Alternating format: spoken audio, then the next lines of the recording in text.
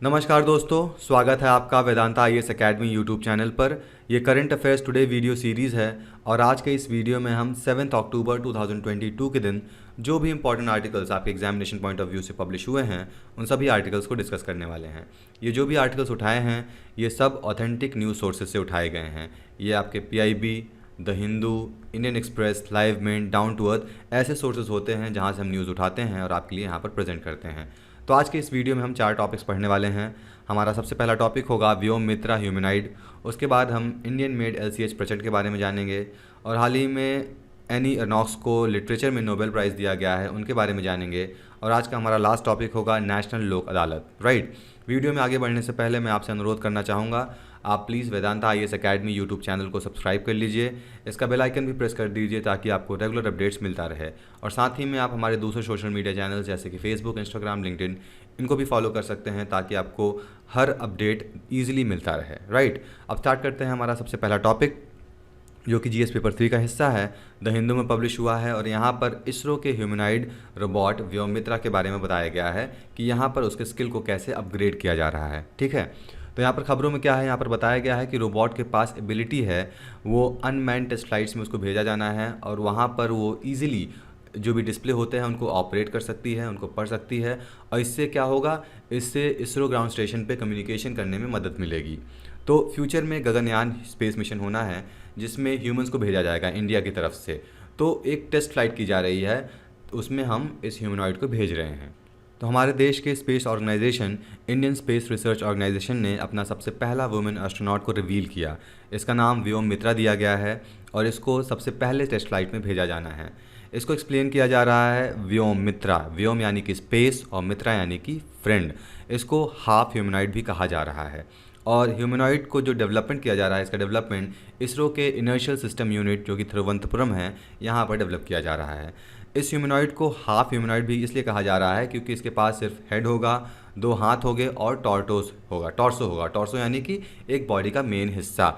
इनमें lower limbs नहीं होंगे, लोअर लिम्स मतलब कि पैर नहीं पाए जाएंगे। राइट, इसीलिए इसको हाफ ह्यूमनॉइड भी कहा जाता है। अब इसरो इस ह्यूमनॉइड को डेवलप क्यों कर रहा है?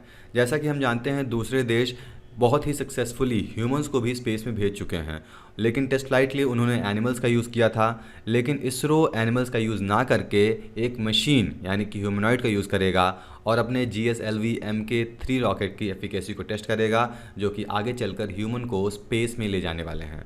अभी हाफ ह्यूमनॉइड होता क्या है? तो ह्यूमनॉइड बेसिकली एक रोबोट ही होता है जो कि सिर्फ एक इंसान की तरह दिखता है और किसी दूसरे रोबोट की तरह ह्यूमनॉइड का जो फंक्शन होता है वो कंप्यूटर सिस्टम से रिलेटेड होता है, क्योंकि वो कंप्यूटर से कनेक्टेड होते हैं।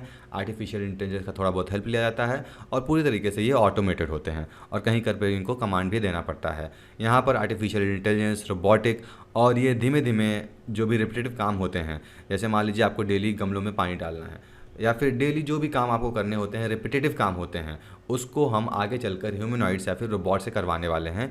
इसीलिए इसमें डेवलपमेंट बहुत ही तेज़ी से हो रहा है। जो भी आर्टिफिशियल इंटेलिजेंस की टेक्नोलॉजी का यूज़ हो रहा है वो बहुत ही सिंपल फंक्शंस होते हैं, जैसे walking, moving things, communicating, obeying commands.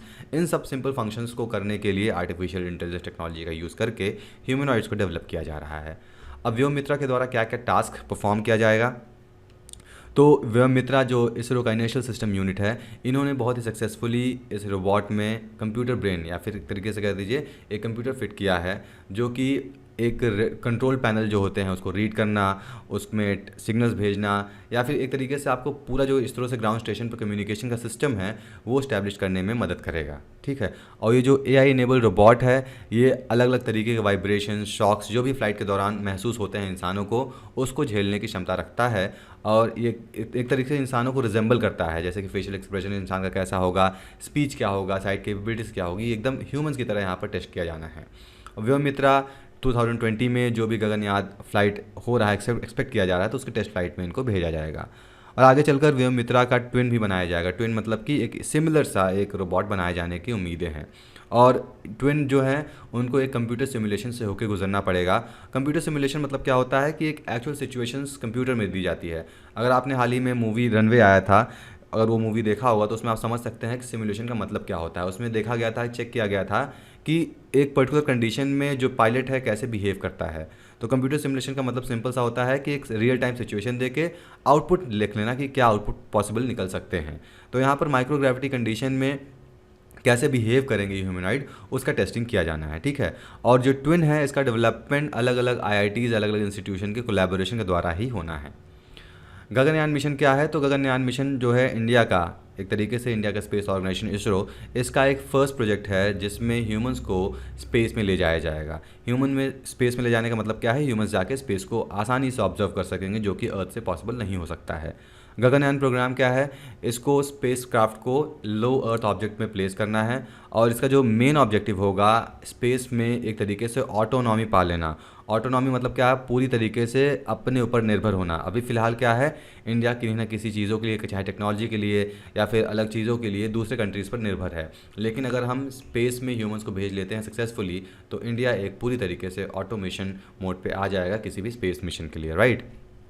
अभी ऑर्बिट्स क्या होते हैं? तो ऑर्बिट बहुत तरीके के होते हैं। एक लो अर्थ ऑर्बिट है, एक मिडिल अर्थ ऑर्बिट है, एक हाई अर्थ ऑर्बिट है, फिर जियो स्टेशनरी अर्थ ऑर्बिट है। तो अलग अलग ऑर्बिट में अलग अलग चीज़ें प्लेस की जाती हैं। यहाँ पर ह्यूमन स्पेस शटल जो ह्यूमंस को ले जाएगा गगनयान मिशन के थ्रू, यहाँ पर प्लेस किया जाएगा। लो अर्थ ऑर्बिट का मतलब सिंपल सा है, जो सबसे नज़दीक में हो। हाई मतलब कि दूर हो, जियो स्टेशनरी थोड़ा और दूर हो, और मिडिल वाला somewhere lies in the middle. Orbit क्या होता है? अगर ये अर्थ है तो इसके चारों तरफ एक इमेजिनरी पाथ, जिसके अराउंड कोई भी सैटेलाइट या फिर मैन मेड ऑब्जेक्ट रोटेट कर सके, उसे हम ऑर्बिट कहेंगे, ठीक है। This was all about this topic. अब अगले टॉपिक पे बढ़ते हैं। LCH प्रचंड, ये आपका GS पेपर 3 का हिस्सा है। ये भी द हिंदू में पब्लिश हुआ है, साथ ही में दूसरे न्यूज़पेपर में भी पब्लिश हुआ है। डोंट वरी अबाउट दैट कि हम सिंगल सोर्स उठा रहे हैं। तो यहाँ पर इंडियन एक्सप्रेस में भी ये सारे न्यूज़ आए हैं। यहाँ पर खबरों में क्या है? तो इंडियन एयरफोर्स ने फॉर्मली यूज़ कर लिया है जो भी indigenously develop multi role light combat helicopter. LCH क्या है? Light combat helicopter. इसका नाम प्रचंड दिया गया है, और इसका जो कैपेबिलिटी है वो हायर ऑल्टीट्यूड बैटलफील्ड्स पे भी ऑपरेट कर सकता है। तो इसकी ज़रूरत क्यों महसूस हुई? तो ये LCH जो है, ये ऐसा अटैक हेलीकॉप्टर है जो कि दुनिया के किसी भी टेरेन में, चाहे लगभग वो 5000 ऑल्टीट्यूड पे टेक ऑफ भी कर सकता है और वहाँ पर लैंड भी कर सकता है। अगर हम 5000 मीटर को फीट्स में कन्वर्ट करें तो लगभग 16400 फीट आएगा। और ये हाई अल्टीट्यूड जैसे कि सियाचिन ग्लेशियर है इंडिया में, ऐसे एरियाज़ में ये बहुत अच्छे से काम कर सकता है। अब जैसा कि हम इंडिया में जानते हैं, इंडिया में अलग अलग जगह पे अलग अलग टेरेन है। कहीं पर बहुत ज़्यादा गर्मी है, कहीं पर डेजर्ट है, जैसे राजस्थान की बात करें, वहीं सियाचिन ग्लेशियर यहाँ पर कश्मीर में या फिर हिमालयज़ में बहुत ज़्यादा ठंड है, कहीं पर प्लेन एरिया है। तो अलग अलग एरियाज़ हैं, तो वहाँ पर नॉर्मल हेलीकॉप्टर हर जगह नहीं चल सकता है। इसीलिए यहाँ पर लाइट कॉम्बैट हेलीकॉप्टर को इंडक्ट किया जा रहा है, यूज़ किया जा रहा है, ताकि कोई भी ऑपरेशन हो, कोई भी आर्मी ऑपरेशन हो या कोई भी रिक्वायरमेंट हो, वहाँ पर इसको इजीली यूज़ किया जा सके। तो सबसे पहली बार लाइट कॉम्बैट हेलीकॉप्टर की ज़रूरत कारगिल के युद्ध के दौरान महसूस हुई थी। 1999 में कारगिल वॉर हुआ था, और उस समय महसूस हुआ था कि जो इंडिया में लाइट वेट असॉल्ट हेलीकॉप्टर है वो बहुत ही बारीकी से स्ट्राइक नहीं कर पा रही हैं, और इसी की वजह से इन लाइट कॉम्बैट हेलीकॉप्टर को प्रोड्यूस किया जाने लगा, या फिर इन पर विचार किया गया। और ये जो लाइट कॉम्बैट हेलीकॉप्टर है वो हर तरीके के टेरेन में, चाहे वो बहुत ठंडी हो या फिर बहुत गर्मी हो, जैसे कि डेजर्ट, हर जगह हर कंडीशन में ये काम कर सकते हैं। करंट स्टेटस की बात करें, इंडिया में क्या क्या यूज़ हो रहा है, तो इंडिया में फ्रेंच ओरिजिन चेतक और चीता का इस्तेमाल किया जा रहा है, जिसको इंडिया में ही हिंदुस्तान एरोनॉटिकल लिमिटेड द्वारा बनाया गया है। और इसके अलावा सिंगल मशीन जो है, ये जो यूटिलिटी हेलीकॉप्टर्स की तरह यूज़ होते हैं, और ये लैंसर भी आर्म व्हीकल की तरह यूज़ होता है। ये चीता का आर्म वर्जन है लैंसर, ठीक है। और इनके अलावा इंडियन एयरफोर्स में currently Russian origin MI-17, MI-17-4, MI-17V5 ये सारी चीज़ें यूज़ हो रही हैं, और इनका मैक्सिमम जो टेक ऑफ वेट है वो 13 टन्स है, यानी कि 13 टन से ज़्यादा वेट ये नहीं उठा सकती हैं। और 2028 में इनको आउट स्टार्ट होना है, मतलब ये फेज़ आउट हो जाएंगे, यूज़ इनका नहीं किया जाएगा, ठीक है। लगभग 2006 में ही LCH प्रोजेक्ट को गवर्नमेंट ने सैंक्शन कर दिया गया था, आज फाइनली अब ये रोल में प्ले कर रहा है।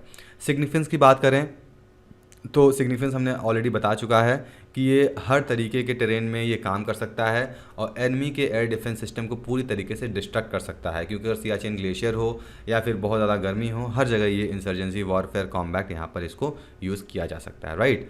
अब लाइट कॉम्बैट हेलीकॉप्टर जो होते हैं, इनका maximum speed 288 kilometre per hour हो सकता है। इनका कॉम्बैट रेडियस है 500 किलोमीटर्स, यानी कि एक बार इनको फ्यूल करके 500 किलोमीटर के रेडियस में हम किसी भी चीज़ को तबाह कर सकते हैं। और इनकी जो सीलिंग सर्विस है 21,000 फीट तक है, और हेलीकॉप्टर में बहुत सारे रडार अब्जॉर्बिंग मटेरियल है, यानी कि अगर रडार में ये बहुत जल्दी ट्रेस नहीं हो पाएगा। इसमें एक प्रेशराइज केबिन बनाया गया है जो कि न्यूक्लियर और बायोलॉजिकल या फिर केमिकल वेपन्स को भी झेल सकता है। कितना भी खतरनाक वेपन हो, इन वेपन्स को ये इजीली झेल सकता है। इनमें केबिन्स बनाए गए हैं, स्पेशली एक केबिन बना हुआ है प्रेशराइज केबिन। और इसमें काउंटर मेजर डिस्पेंसिंग सिस्टम भी है जो कि एनिमी के रडार पे इसको नहीं लाने देगा। जो भी एनिमी का रडार है, अगर एनिमी इस पर मिसाइल लॉन्च करना चाहता है तो ये रडार पे आएगा ही नहीं, क्योंकि इसमें एक सिस्टम डेवलप है। और LCH जो है ये 2 फ्रेंच ओरिजिन शक्ति इंजन से ये पावर्ड है। तो आप देख सकते हैं फ्रेंच ओरिजिन जो शक्ति इंजन है वहाँ से ये बढ़ते हैं हम अपने अगले टॉपिक की तरफ। यहाँ पर बताया गया है एनी एर्नॉक्स, इनको नोबेल लिटरेचर प्राइज़ मिला है। GS पेपर 3 का हिस्सा है। अब इसमें न्यूज़ में क्या है, तो ये एक फ्रेंच ऑथर है और इन्होंने लगभग 20 से ज़्यादा किताबें लिखी हैं।